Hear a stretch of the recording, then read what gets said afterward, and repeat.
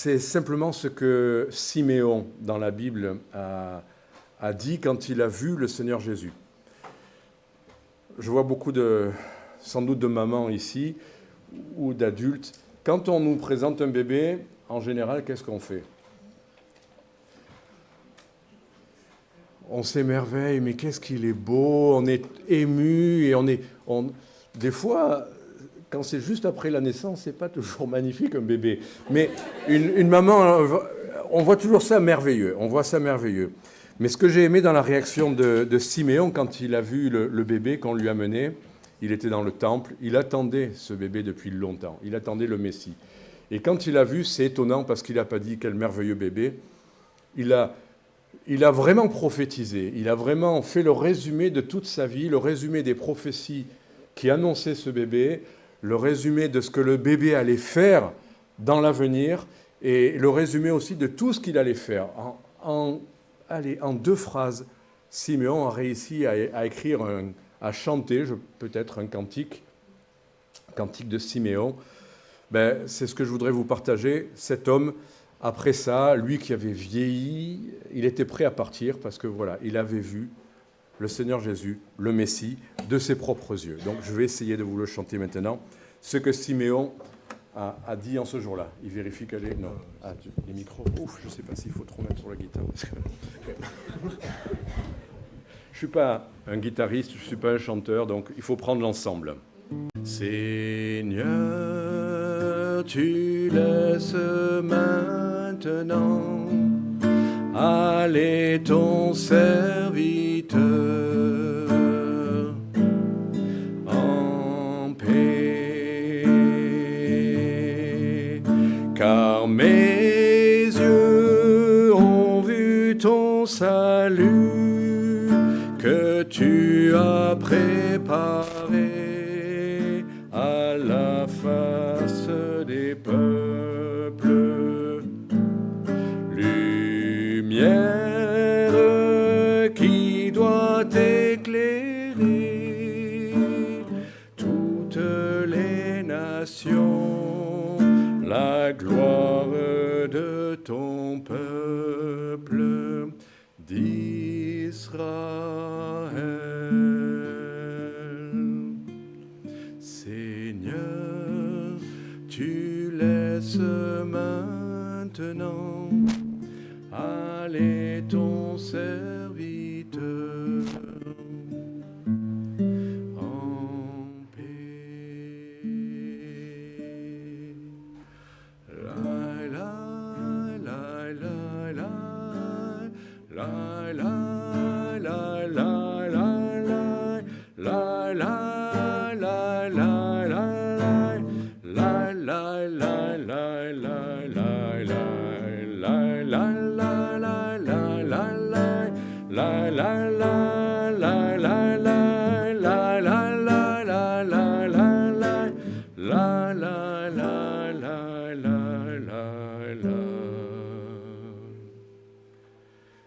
Seigneur, tu laisses maintenant aller ton serviteur en paix, selon ta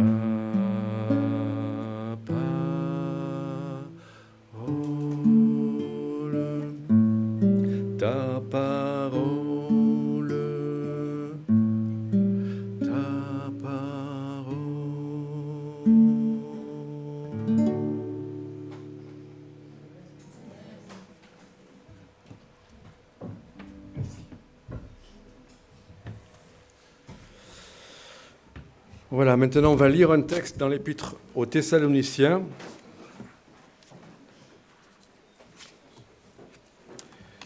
1 Thessaloniciens chapitre 2, verset 17.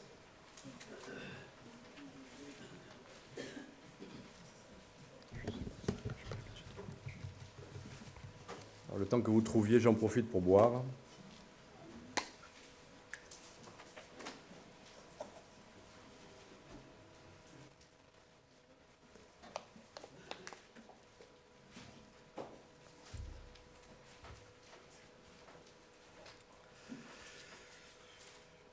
Voilà, je vais prier et puis ensuite on va ouvrir ce texte. Seigneur, merci parce que tout est par grâce, parce que tu nous as aimés, parce que tu as fait des promesses, tu nous garderas. Et Seigneur, encore par ce texte, nous voudrions te voir, toi, oublier les porteurs de la parole, oublier les serviteurs, même s'ils ont été fidèles et que nous les aimons. Nous voulons maintenant avoir nos regards sur celui qui nous a aimés d'un amour parfait et éternel, et qui nous aimera toujours, et que nous pouvons aimer de tout notre cœur et de toute notre force en Jésus-Christ. Fais-nous la grâce de nous parler de toi et d'attirer nos regards et nos cœurs vers toi, en Jésus-Christ. Amen. Voilà, 1 Thessaloniciens, chapitre 2, on va lire à partir du verset 17. Pour nous, frères, après avoir été quelque temps séparés de vous de corps, mais non de cœur, nous avons eu d'autant plus ardemment le vif désir de vous voir. Aussi, voulions-nous aller vers vous, du moins moi, Paul, une et même 2 fois, mais Satan nous en a empêchés. Qui est en effet notre espérance, ou notre joie, ou notre couronne de gloire, n'est-ce pas vous aussi, devant notre Seigneur Jésus-Christ, lors de son avènement, oui, vous êtes notre gloire et notre joie. C'est pourquoi, impatients que nous étions, et nous décidant à rester seuls à Athènes, nous envoyâmes Timothée, notre frère, serviteur de Dieu et ministre de l'évangile de Christ, pour vous affermir et vous exhorter au sujet de votre foi, afin que personne ne fût ébranlé au milieu des tribulations présentes. Car vous savez vous-même que nous sommes destinés à cela. Et lorsque nous étions auprès de vous, nous vous annoncions d'avance que nous serions exposés à des tribulations comme cela est arrivé, et comme vous le savez. Ainsi, dans mon impatience, j'envoyais m'informer de votre foi dans la crainte que le tentateur ne vous eût tenté et que nous n'eussions travaillé en vain. Mais Timothée, récemment arrivé ici de chez vous, nous a donné de bonnes nouvelles de votre foi et de votre charité, et nous a dit que vous avez toujours de nous un bon souvenir, désirant nous voir comme nous désirons aussi vous voir. En conséquence, frères, au milieu de toutes vos calamités, et de nos tribulations, nous avons été consolés à votre sujet à cause de votre foi. Car maintenant, nous vivons, puisque vous demeurez fermes dans le Seigneur. Quelles actions de grâce, en effet, nous pouvons rendre à Dieu à votre sujet pour toute la joie que nous éprouvons à cause de vous devant notre Dieu. Nuit et jour, nous le prions avec une extrême ardeur de nous permettre de vous voir et de compléter ce qui manque à votre foi. Que Dieu lui-même, notre Père et notre Seigneur Jésus-Christ aplanissent notre route pour que nous allions à vous.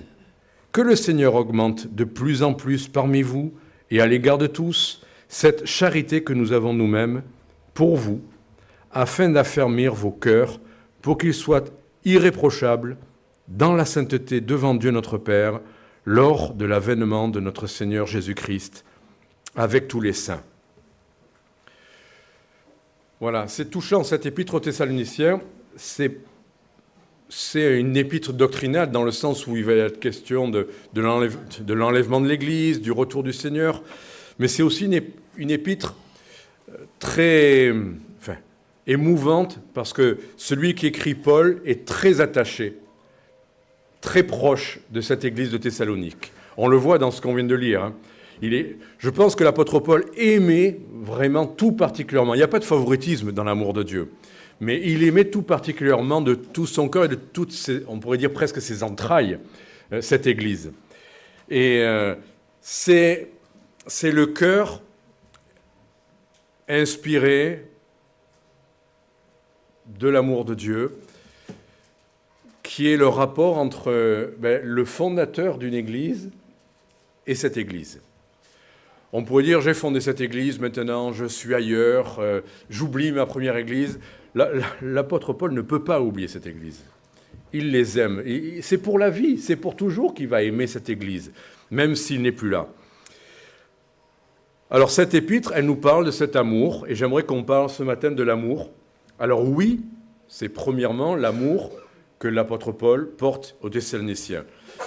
Nous, on peut appliquer ça à peut-être l'amour que porte le fondateur, peut-être de cette église de Saint-Denis, pour cette église. Et c'est pas rien d'en parler, on pourrait dire, le passé c'est le passé, l'avenir c'est l'avenir. Non, on ne peut pas se couper de ses racines, on ne peut pas se couper de ce que Dieu lui-même a planté. On peut aussi, et je pense que là ça sera peut-être plus pratique pour nous, on peut aussi parler de l'amour à travers ces lignes que des parents ont pour leurs enfants. Ou peut-être pour des gens qu'on aime.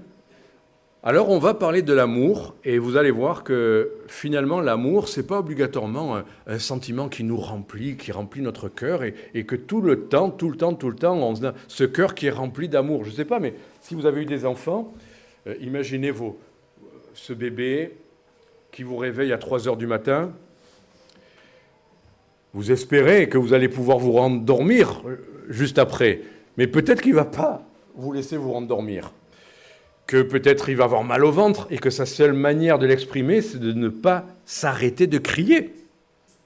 Vous allez beau le cajoler, vous allez beau le secouer sur votre épaule, vous allez lui chanter quelque chose en faisant ses... Enfin, dans ces moments-là, est-ce que votre amour déborde pour ce bébé? Vous êtes attendri? On est beaucoup plus attendri devant un bébé qui vous regarde et qui vous sourit que devant un bébé qui hurle avec le visage tout rouge et qui ne vous laisse pas dormir. On est bien d'accord. Et pourtant, quand vous faites ce que vous avez à faire, est-ce que c'est de l'amour pour lui?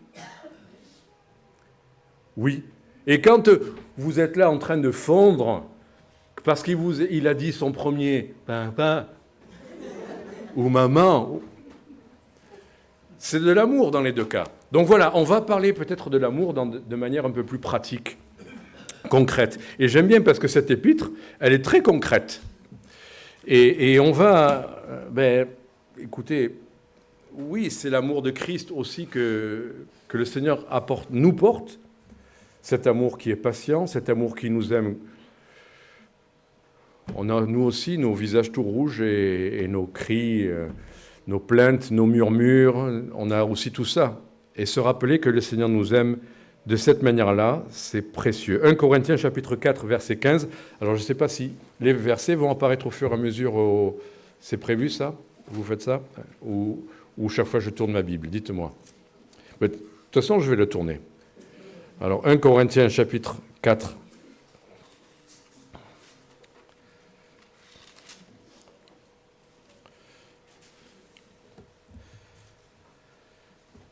Verset 15, car, là c'est l'apôtre Paul qui parle aux Corinthiens et qui leur dit, car quand vous auriez 10 000 maîtres en Christ, vous n'avez cependant pas plusieurs pères, puisque c'est moi qui vous ai engendré en Jésus-Christ par l'Évangile.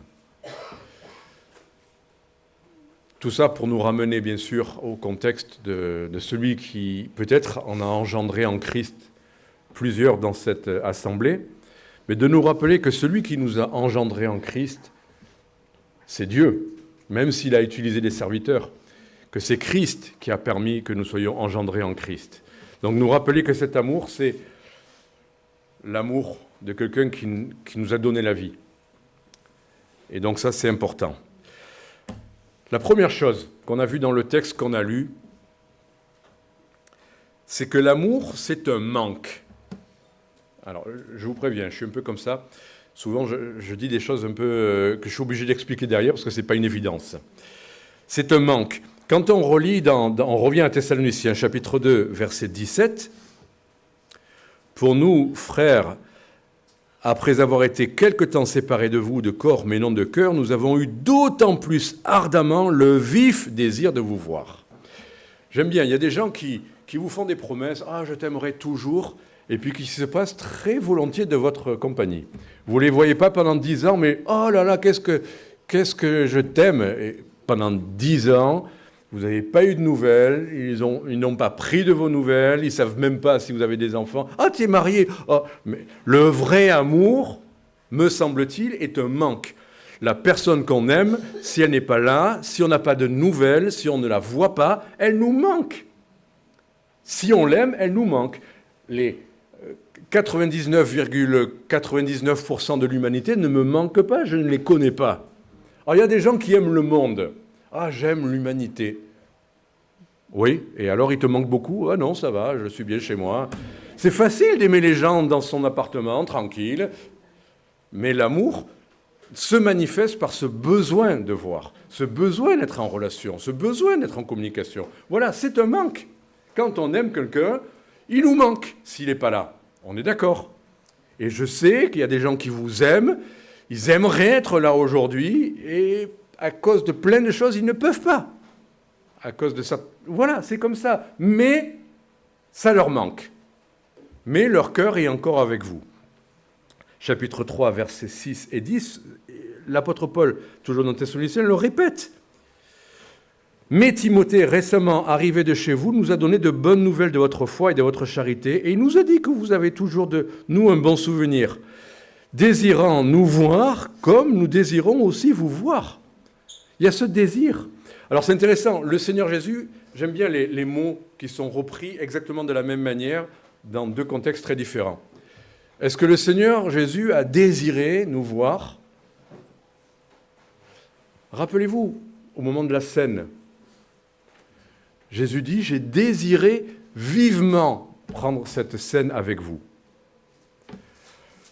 Nous, on a dans le cœur le désir d'un jour d'être enfin dans la perfection, dans la gloire. J'aimerais nous poser une question. L'apôtre Paul a dit oh, être auprès du Seigneur, c'est vraiment la meilleure chose.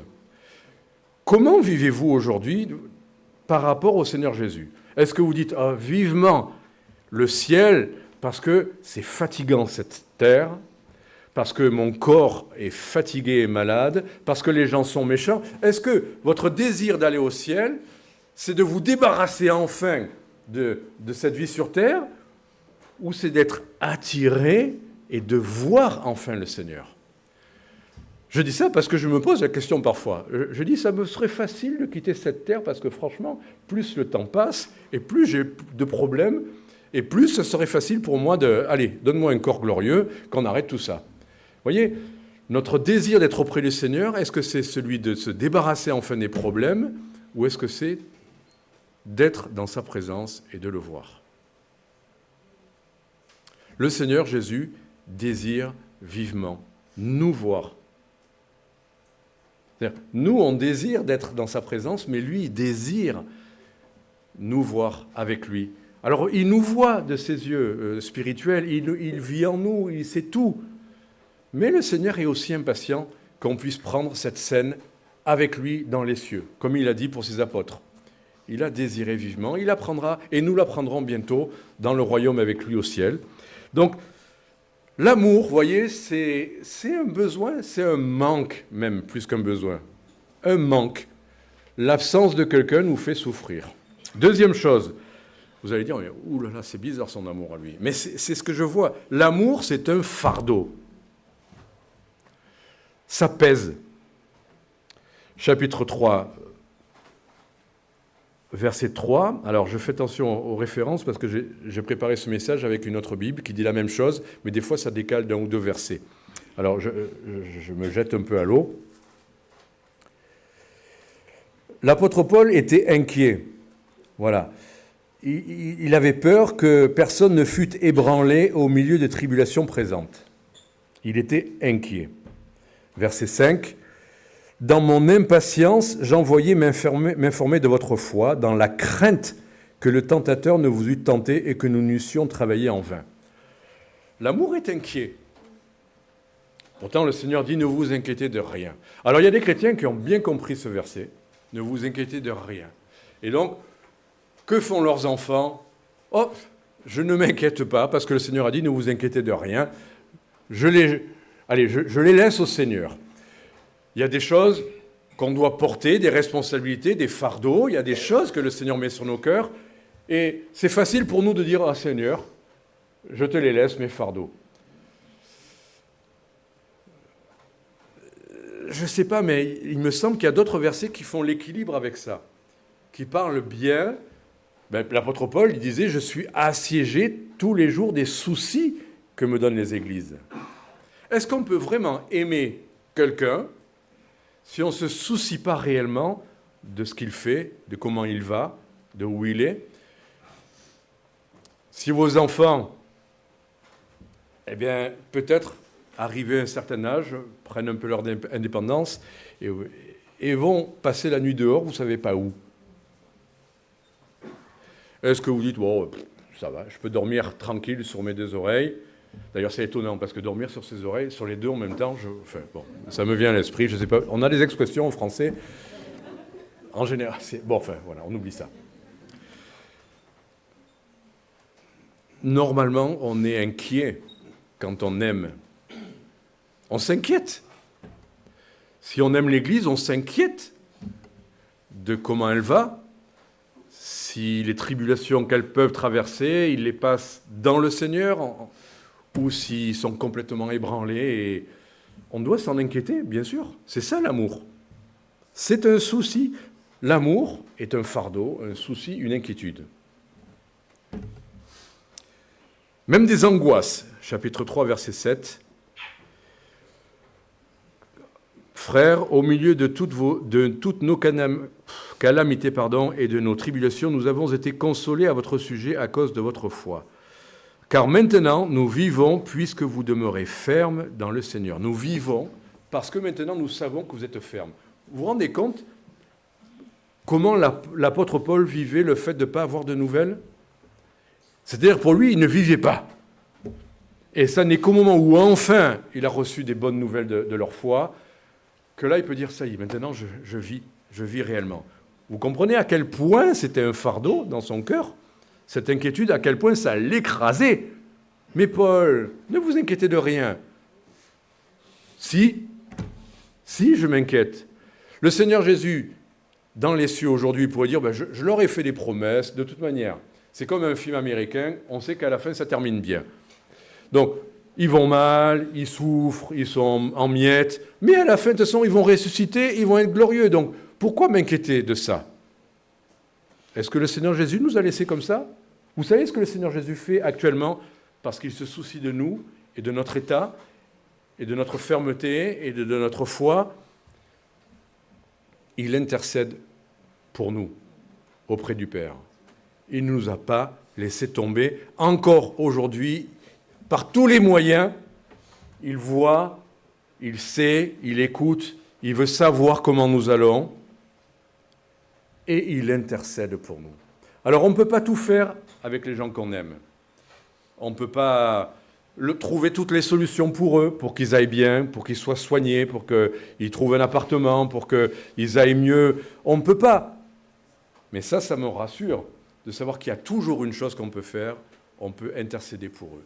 Et nous, on a nos enfants, là, une fille qui vient de se faire opérer, elle a des complications et une autre qui va... Bon, il y a tous ces soucis, ça pourrait être écrasant. Mais comme le Seigneur Jésus, si c'est un poids, si c'est un fardeau, on prie pour eux. Et on prie pour eux. Et à chaque circonstance, ils peuvent nous appeler en pleine nuit, c'est arrivé, ils peuvent... Eh bien, on ne peut pas faire beaucoup plus parfois, mais c'est déjà extraordinaire. Moi, je ne dis pas, c'est pas, oh, je peux juste prier. Effectivement, des fois, je n'ai que ça à faire. Nous n'avons que ça à faire. Mais ça n'est pas que prier. Comme si le Seigneur Jésus, je ne peux que intercéder pour eux. Est-ce que le Seigneur Jésus pourrait dire, je ne peux faire que ça pour eux? Non, il peut tout faire pour nous, mais il intercède pour nous. On n'a rien fait de mieux dans l'inquiétude que de prier pour les gens et de continuer à prier pour eux. Alors, on m'a dit, tu as tout ton temps ici, il n'y a pas de limite. J'ai dit, attention. Mais il y a ma femme qui est présente, donc je vais essayer de ne pas être trop long. L'amour, si c'est un manque, si c'est un fardeau, c'est un soin. C'est très simple, ce que je vais vous dire. Et effectivement, on revient un peu en arrière dans le texte, verset 7. L'apôtre Paul, voilà ce qu'il a été dans cette église. Il dit, « J'ai été au milieu de vous ». D'ailleurs, il le dit comme apôtre de Christ. « Nous avons été pleins de douceur au milieu de vous. de même qu'une nourrice prend un tendre soin de ses enfants, nous aurions voulu, dans notre vive affection pour vous, non seulement vous donner l'évangile de Dieu, mais aussi nos propres vies, tant vous nous étiez devenus chers. Et vous vous rappelez, frères, notre travail et notre peine, nuit et jour à l'œuvre, pour n'être à charge d'aucun de vous. Nous avons prêché l'évangile de Dieu. Vous êtes témoins, et Dieu l'est aussi, que nous avons été eus envers vous, qui croyez, une conduite sainte, juste et irréprochable. Bon, je m'arrête là, mais concrètement, l'amour, c'est de prendre soin. Prendre soin. Et effectivement, un pasteur, un évangéliste, prendre soin, c'est annoncer l'évangile, c'est prêcher. Et on trouve des gens qui prêchent, qui enseignent, qui le font très bien. Mais l'apôtre Paul disait, j'ai pris un tendre, comme une nourrice. La nourrice, justement, tout à l'heure je parlais de ce bébé tout rouge qui crie en pleine nuit. Je pense que la nourrice, elle donne du lait maternel, mais elle prend soin, elle s'occupe, les langes, tous les détails, je vais vous les passer, mais vous savez ce que ça veut dire. Et avec tendresse. C'est-à-dire, j'imagine que pour quelqu'un dont c'est le métier, c'est facile de... Il y a l'emploi du temps, il y a plein de bébés, je le prends, je lui donne un télé, je le pose. Si on voit ça, je ne sais pas l'effet que ça vous fait, mais s'il n'y a pas la tendresse, ouais, elle va vous dire, mais j'ai donné, je m'en suis occupé, j'ai changé les langes. Mais on aime voir la tendresse, non, chez une nourrice.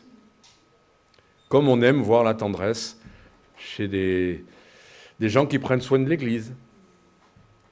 Comme on aime voir la tendresse chez une maman. L'autre jour, on a eu un frère à Marseille.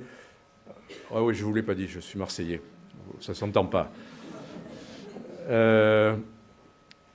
On a eu un frère qui nous a montré des vidéos, comme on a... Enfin, d'ailleurs, je montrerai quand vous chantez, vous les dames, quelque part. Je vais montrer ça parce que c'était très encourageant. Mais il nous a montré des églises dans les pays de l'Est. Donc, parce que c'était une mission auprès des pays de l'Est, le messager de la paix, avec le frère Vaubaillon. Il nous a montré des scènes dans des églises et c'est étonnant parce qu'il y avait des gens qui chantaient, il y avait des prédicateurs. Mais mon regard, moi, s'est arrêté sur une maman. Elle était là, dans l'assemblée, mais cette maman, elle avait son enfant, qui n'était pas un bébé, c'était pas un nourrisson, hein, je sais pas, il avait entre 7 et 10 ans, et ce bébé avait sa tête, enfin, cet enfant, pardon, avait sa tête sur ses genoux, et cette maman lui caressait la tête, simplement, un geste d'affection. Alors c'était une réunion, il y avait du monde, il y avait du message, c'était spirituel, mais de voir un geste vrai d'affection. Et je me suis dit combien cette simplicité de l'amour maternel manque de plus en plus dans notre pays occidental. Là, je parle parce que je suis français, parce que je connais la France, je sais les points forts et plutôt les points faibles de la culture et de la mentalité, et de plus en plus, on mettrait presque aujourd'hui les enfants en batterie. Il y a des cultures où on laisse les enfants aux autres, mais est-ce qu'une mère n'aime pas avoir ses enfants sur ses genoux, leur caresser tout bêtement la tête, caresser leurs cheveux? La tendresse, c'est important. On devrait être plus tendres les uns avec les autres. Il y a des cultures où on est très tactile, on dirait. D'autres où on l'est moins. Mais c'est pas mal d'être un peu tactile, quoi. Nous, les Français, on ne s'approche pas, et pourtant on fait la bise. Alors là, pour d'autres cultures, ça fait drôle. Mais c'est bien, la tendresse. Et la tendresse, bon, ça ne veut pas dire qu'on passe son temps à s'enlacer. Mais quand même, que le Seigneur nous fasse la grâce d'être tendres les uns avec les autres. Mais aussi, quand je dis prendre soin, ça ne veut pas dire qu'on va passer son temps à se caresser le bras ou la tête ou se serrer dans les bras.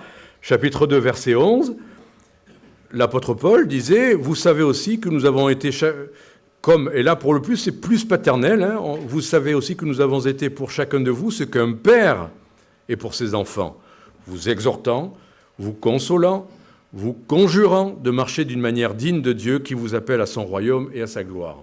Ça, c'est l'autre jambe. Ce n'est pas opposé à la tendresse. Les deux vont ensemble. Mais il y a aussi parfois la nécessité, comme un père, de prendre soin de l'âme, du comportement de ce qu'on aime. Conjurer parfois, ça veut dire des fois... conjurer, cherchez ce mot-là, ce que ça peut vouloir dire, mais ce n'est pas juste, bon, j'espère que tu vas être moins désobéissant, j'espère que, bon, fais un petit effort pour plus te bagarrer à l'école, non, il y a des moments où il faut le faire de manière conjurée, c'est vraiment pressé. Il y a un côté peut-être sévère, enfin, mais le mot, je pense, tout le monde le comprend, conjurer. Reprendre, encourager, consoler, oui, mais aussi éduquer.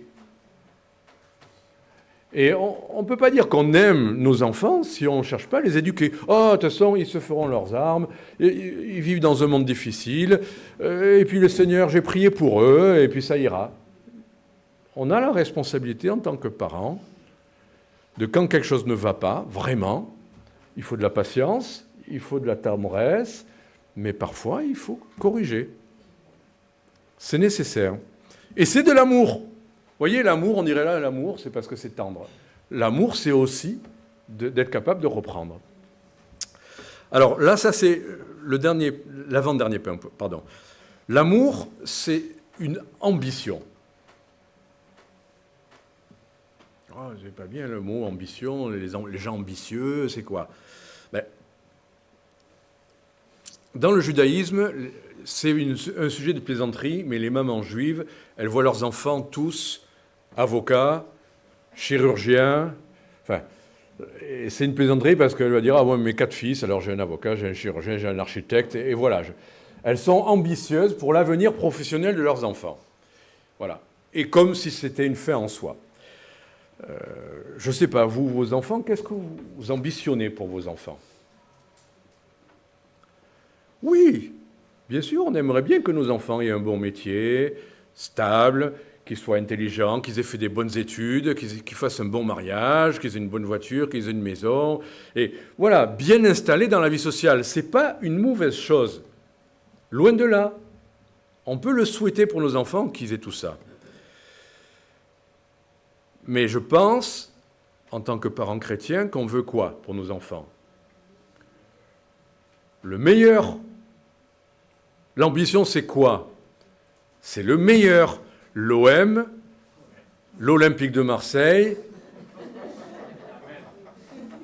Amen.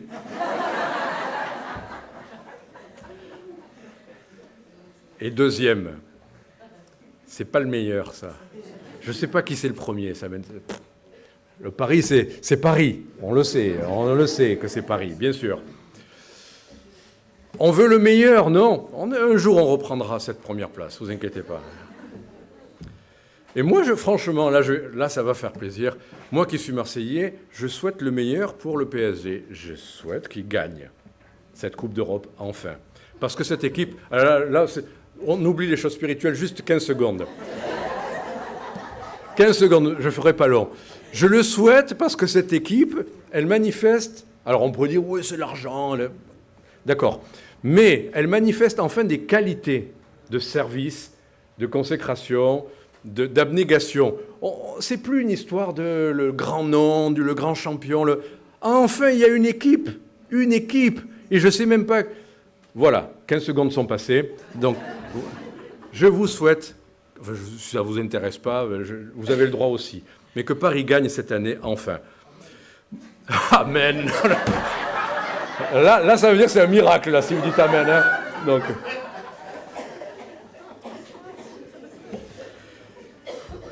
Maintenant, revenons aux choses du Seigneur. Qu'est-ce que le Seigneur souhaite de plus pour nous? Le meilleur. Qu'on ait un travail, qu'on ait la santé, que c'est pas mal.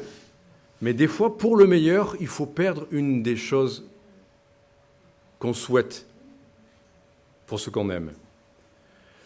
Parfois, pour le meilleur, il faut qu'on passe par la maladie, si on veut que nos enfants... Vous voyez, parfois, pour le meilleur, c'est-à-dire connaître le Seigneur, il faut accepter que si le Seigneur le juge bon, on soit dans une situation difficile, qui nous amène vraiment à l'extrémité. On ne veut pas que nos enfants soient malades, on ne veut pas que nos enfants soient au chômage, on ne veut pas que nos enfants divorcent, on ne veut pas toutes ces choses-là. Mais si c'est pour leur salut, difficile de prier. Mais nous, on prie pour le meilleur, bien sûr. Alors juste, petit en aparté, c'est la 3e épître de Jean. 3e épître de Jean, comme ça, on fait un peu de défense de la foi aussi en passant. Voilà ce que l'apôtre Jean souhaite. Et c'est étonnant parce que des fois, on prend un verset à l'envers.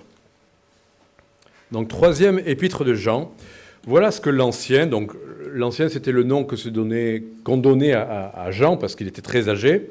L'ancien à Gaius. Gaius, bon, je crois qu'il était à Corinthe, mais voilà ce qu'il souhaite pour lui. L'ancien à Gaius, verset 1, le bien-aimé, que j'aime dans la vérité. Donc vous voyez, Jean aimait Gaius dans la vérité. Bien-aimé, je souhaite que tu prospères à tous égards et sois en bonne santé. Il y a des gens qui prennent ce verset pour dire ce que Dieu veut, c'est que vous prospériez. C'est-à-dire que vous gagnez de l'argent, que vous ayez une grosse voiture, que vous soyez habillés de manière à ce que les gens vous admirent. Parce que Dieu est un Dieu riche. Et vous voulez glorifier Dieu, il faut que vous soyez riche.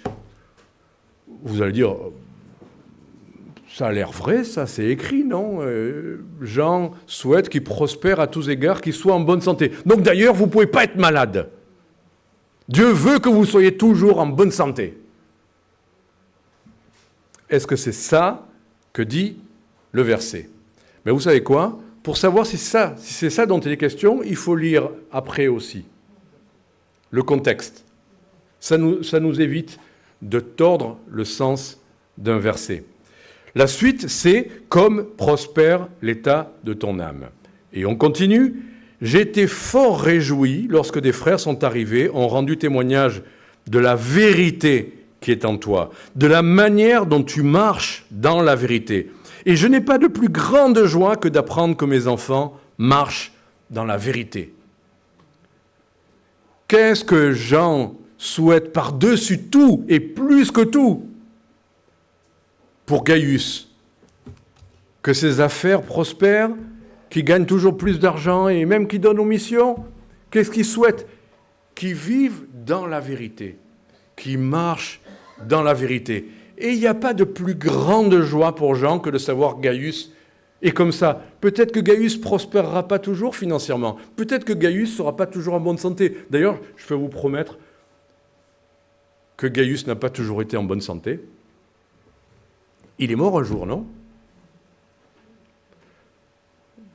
Il y a une plaisanterie, il dit alors j'espère qu'il est mort en bonne santé. Bon. La bonne santé, vous savez quoi?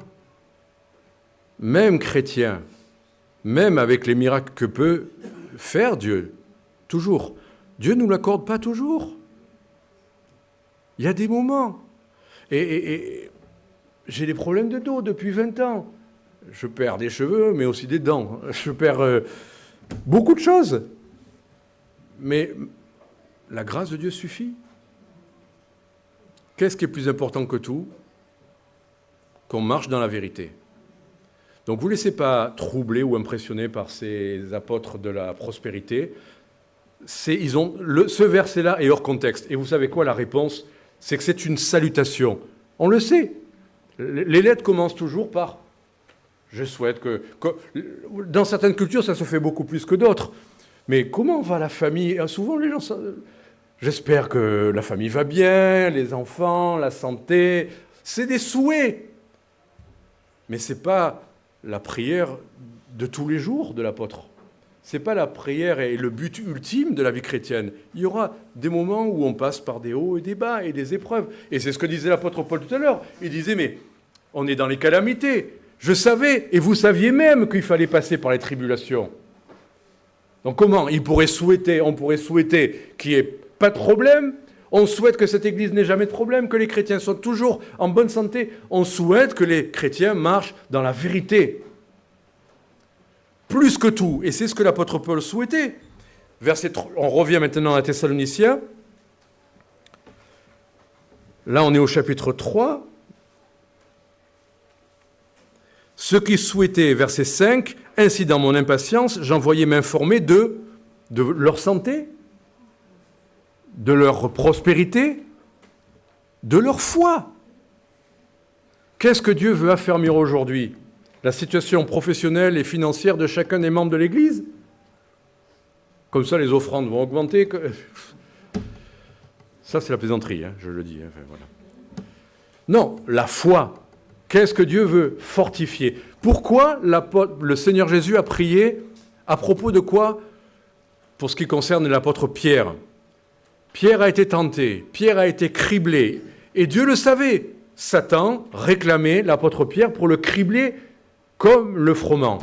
Cribler quoi? Eh bien, le Seigneur a prié pour lui afin que sa foi ne défaille point. Quoi qu'il vous arrive, quoi qu'il m'arrive, qu'est-ce que Dieu veut toujours fortifier? Notre foi. Que notre foi ne défaille point.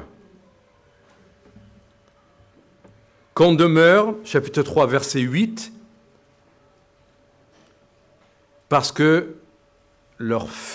Alors voilà, c'est peut-être le verset avant, c'est verset 8, c'est ça. Maintenant nous vivons, puisque vous demeurez fermes dans le Seigneur, qu'on demeure ferme dans le Seigneur. Quoi qu'il arrive, il y a des pays où les chrétiens sont arrêtés, mis en prison. Il y a des pays, c'est pas trop le cas actuellement en France, mais quoi qu'il arrive sur cette terre, quoi qu'il arrive en France, quoi qu'il arrive à Saint-Denis, c'est demeurer ferme, et c'est très simple, dans le Seigneur. Continuez à faire confiance au Seigneur, continuez à vouloir l'aimer, continuez à vouloir toujours lui être fidèle, demeurer ferme, dépendant de lui et vivant pour lui. Demeurer ferme dans le Seigneur. C'est ça que le Seigneur souhaite toujours. Et le meilleur, chapitre 3, verset 12, que le Seigneur augmente de plus en plus parmi vous et à l'égard de tous cette charité, cet amour que nous avons nous-mêmes pour vous, afin d'affermir vos cœurs. Affermir vos cœurs. C'est encore les cœurs qui sont visés. Affermir vos cœurs pour qu'ils soient irréprochables dans la sainteté devant Dieu notre Père, lors de l'avènement de notre Seigneur Jésus-Christ avec tous les saints. Affermir nos cœurs. Que nos cœurs soient fermes en lui quand le Seigneur reviendra. Irréprochables, parce que nous serons restés fermes. Votre cœur est ébranlé? Votre cœur est peut-être, défaillant ou chancelant? Ne laissez pas ça comme ça. Faites tous vos efforts pour affermir vos cœurs. Et ce n'est pas une résolution dans la chair de dire « Maintenant, je vais être ferme dans la foi ». Moi, j'arrive pas à ça. C'est dépendant du Seigneur, puiser dans sa parole, que le Seigneur vous encourage, vous donne les paroles qui rendent votre cœur et votre foi fermes. Dernière chose, chapitre 2, verset 19. Alors, je fais le petit récapitulatif avant. L'amour, c'est... Allez, pour voir si vous avez mémorisé un peu. L'amour, c'est un manque. Bon, c'est facile pour moi, parce que je l'ai fait plusieurs fois, mais... L'amour, c'est un...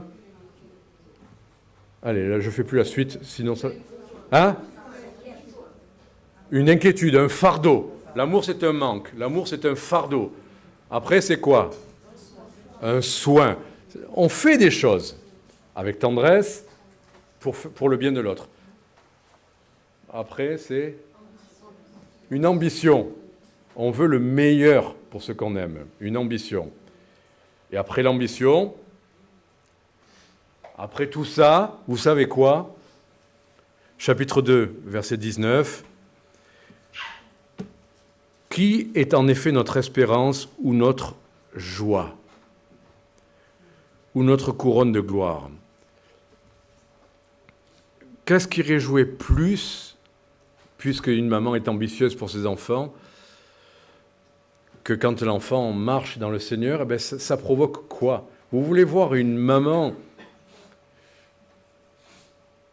heureuse quand leurs enfants vivent avec le Seigneur?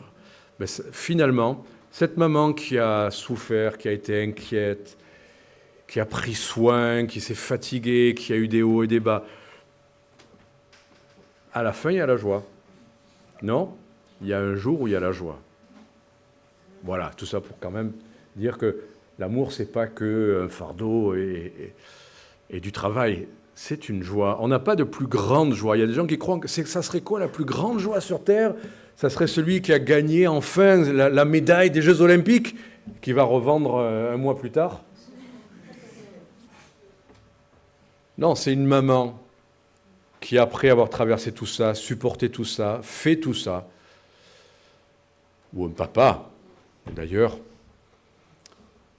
c'est la joie qu'il y a quand enfin on voit nos enfants enracinés dans le Seigneur. Comme après les douleurs de l'enfantement, on oublie les douleurs. À chaque fois, on doit se dire « j'en ferai plus d'autres ». Mais à chaque fois, il y a la joie derrière et on oublie. Et on oubliera tout ça, vous inquiétez pas, toutes les parties difficiles, pour qu'il n'y ait plus que la joie. La joie, peut-être de partager l'éternité avec nos enfants. La joie de voir les gens pour lesquels on a prié, les gens pour lesquels on a travaillé, les gens pour lesquels on a souffert. Qu'on a aimé, que c'était difficile, parfois en pleine nuit. Mais quelle joie quand on va tous se voir en train de louer le Seigneur. Voilà, que le Seigneur vous bénisse.